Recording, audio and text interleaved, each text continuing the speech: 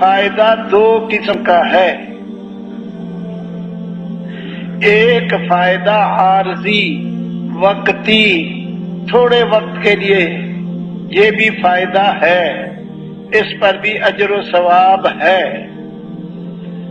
ہاں، وقتی فائدہ کیا ہے؟ بھوکے کو کھانا کھلا دیا، یا پیاسے کو پانی پلا دیا، یا ننگے کو کپڑا پہنا دیا، یہ بھی فائدے ہیں، لیکن یہ چھوٹے فائدے ہیں۔ بھوکے کو کھانا کھلا دیا صبح کو، 5-6 گھنٹے کے بعد پھر بھوکا، پیاسے کو پانی پلا دیا، 4-5 گھنٹوں کے بعد پھر پیاسا، ننگے کو کپڑا پہنا دیا، 2-4 مہینوں کے بعد پھر ننگا۔ فائدہ تو پہنچایا، لیکن چند گھنٹوں کا، چند مہینوں کا پہنا ہے، فائدہ پہنچایا۔ یہ ایک قسم کا فائدہ ہے، یہ بھی ہم پہنچایا کریں، یہ بھی۔ نمبر 2، ایک فائدہ ہے بہت بڑا، دائمی فائدہ۔ دائمی فائدہ وہ کیا ہے؟ ایک آدمی نماز چھوڑ کر جہنم کی طرف جا رہا، نمازیں پڑھتا ہی نہیں، نہ روزے رکھتا ہے، نہ سنتوں کا اہتمام ہے، سنتیں بھی ذبح کرتا رہتا ہے، آخرت سامنے نہیں ہے، دنیا سامنے ہے، دنیا کماؤ، دنیا پیسہ کماؤ، پیسے کے لیے اعمال ضائع کر رہا، چوری کر کے کما رہا، ڈاکے سے کما رہا، رشوت سے کما رہا، سود سے کما رہا، جو جہنم میں لے جائے، جو جہنم میں لے جائے۔ ایسے آدمی کو سمجھا کر، پیار محبت سے اس کو کچھ کھلا پلا کر، اس سے دوستی لگا کے، اس کو آخرت سمجھا کر، اس کو جنت کے رستے پہ ڈال دیا۔ اب اس آدمی نے کتنا بڑا فائدہ پہنچایا، جس نے دوزخ والے رستے سے کھینچ کر جنت والے رستے پہ ڈال دیا۔ اعمال کے فائدے بتائے، برے اعمال کے نقصان بتائے۔ اس نے اس کو جو جنت میں والے رستے پہ ڈال دیا، اس کو کتنا بڑا فائدہ پہنچایا۔ ہمیشہ کے لیے سونے کے چاندی کے محل دلوا دیے، سونے کے چاندی کے محل دلوا دیے، دودھ اور شہد کی نہریں دلوا دی۔ ایک ہے ایک پیالہ چائے پلا دو، 2 پیالے دودھ پلا دو، ایک ہے دودھ کی نہر دلا دو، ایک ہے شہد کی بوتل ہدیہ کر دو، ایک ہے شہد کی نہر کا مالک بنا دو۔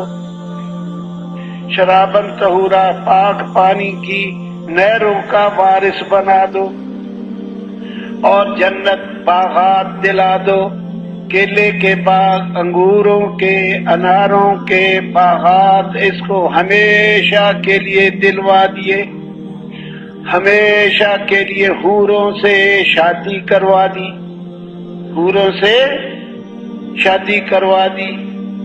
ان سب سے بڑھ کر اس کو اللہ سے ملا دیا۔ وہ مالک حقیقی سے دور دور رہتا تھا، مالک حقیقی کی نافرمانیاں کرتا تھا۔ اس نے ان کو سمجھایا، ارے میرے پیارے بھائی، جس کی زمین پہ رہتے ہیں اس کا کہنا ماننا چاہیے، جس کے بنائے ہوئے سورج کی روشنی سے فائدہ اٹھاتے ہیں اس اللہ کا کہنا ماننا چاہیے، جس اللہ کی دی ہوئی نعمتیں کھاتے ہیں اس اللہ کا کہنا ماننا چاہیے، جس اللہ کی زمین پہ رہتے ہیں اس اللہ کا کہنا مان کے زندگی گزارنی چاہیے۔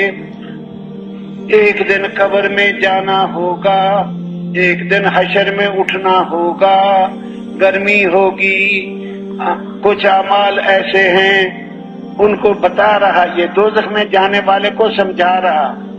ہم بھی ایسے جیسے عرض کیا جا رہا ہے سمجھانے کی کوشش کریں، ہمارے ذمہ تو کوشش ہی ہے، اس کو سمجھا رہا، ارے کچھ اعمال آسان ایسے ہیں، نہ حساب دینا پڑے گا، نہ قیامت کا خوف دامن گیر ہوگا، لوگ حساب دینے میں کھڑے ہوں گے اور یہ مشک کے ٹیلوں پر سیر کرتے ہوں گے۔ ہاں، اب یہ عرض کیا جا رہا ہے دوزخ کے راستے پر چلنے والے کو کس طرح سمجھا کر جنت کے راستے پہ ڈالنا ہے، اب یہ عرض کیا جا رہا ہے۔ ہماری گزارش ہے آپ سب سے، ہم لوگوں کو جنت کے راستے بتایا کریں، بیانوں میں ادھر ادھر کی باتوں کی بجائے جنت میں جانے کے راستے اسے سمجھائیں۔ ہاں، اللہ کیسے ملے گا وہ طریقے سمجھائیں، اللہ سے ملائیں، اپنے بیانوں میں فضائل خوب بتائیں۔ ہماری گزارش ہے سارے مجمع سے، اب جہاں بھی ہم بیان کریں، کل کو جماعتوں میں جائیں گے یا واپسی گھروں کو جائیں گے، لوگوں کو جنت مشکل بنا کے پیش نہیں کرنی کہ جنت بڑی مشکل ہے، یہ کھیل نہیں ہے، اور اللہ پاک یوں پٹائی کرے گا، ایسا نہ بیان کرو اللہ کو گویا کہ اللہ پاک مارنے کے لیے بیٹھا ہوا ہے، آؤ اور تمہاری پٹائی کروں۔ اللہ کو اور کوئی کام ہی نہیں ہے، بس مارنا کام ہے اللہ کا۔ اللہ کریم ہے، اللہ رحیم ہے، اللہ رؤوف ہے، حنان ہے، منان ہے، منعم ہے، محسن ہے۔ اللہ کے ناموں کو دیکھو، اس کے اندر رحمت ہی رحمت ہے، رحمت ہی رحمت ہے۔ تو اللہ کو ایسا نہ بیان کریں کہ گویا بس جاؤ تو مارنے کے لیے بیٹھا ہے۔ جیسے سکول میں ایک بچہ نے گھڑی توڑ دی، میں مثال دیتا ہوں، گھڑی توڑ دی، پتھر کھیلنے والا گھڑی کا شیشہ توڑ دیا اور بھاگ گیا۔ ماسٹروں نے پوچھا یہ گھڑی کس نے توڑی ہے؟ اجی فلانے نے توڑی ہے۔ ماسٹروں نے کہا جاؤ پکڑ کے لاؤ اس کو، کہاں بھاگ کے گیا؟ اب یہ اس کو 5-7 لڑکے پکڑنے کے لیے بھاگے، اب اس کو پکڑ لیا، کہتے چل بچو گھڑی توڑی ہے نا، ابھی پٹائی ہوگی۔ اب یہ اس کو کھینچ کے ماسٹر کے پاس لے جا رہے، اور وہ بچہ کدھر کھینچے گا بتاؤ؟ وہ پیچھے کو کھینچے گا۔ ہم اللہ کو ایسا نہ بیان کریں کہ بس چلو اور اللہ نے پٹائی لگانی ہے، ہاں ایسا نہ بیان کرے۔ اللہ کریم ہے، اللہ جل جلالہ کے جتنے نام ہیں سب میں مہربانی، سب میں مہربانی۔ وہ اللہ الذی لا الہ الا هو الرحمن، وہ بے حد مہربان، رحیم نہایت رحم والا، قدوس السلام سلامتی والا، مؤمن امن دینے والا، مہیمن نگرانی کرنے والا۔ جیسے بچے کھیلتے ہیں تو ماں پاس ہوتی ہے، بچوں کی نگرانی کرتی رہتی ہے کہیں چوٹ نہ کھا لیں۔ سارے نام ہی ایسے ہیں، کوئی 2-4 نام ہوں گے جس میں سختی ہے۔ تو ہم اللہ کی مہربانیاں بتائیں۔ ہاں، 3 قسم کے اعمال ایک حدیث کے مطابق، ہاں جو یہ 3 کام کرے گا نہ ان کو قیامت کا خوف دامن گیر ہوگا، ڈر خوف کوئی نہیں، نہ ان کو حساب دینا پڑے گا۔ جب تک لوگ حساب دینے میں کھڑے ہوں گے یہ مشک کے ٹیلوں پر سیر کریں گے، مشک کے ٹیلوں پر سیر کریں گے۔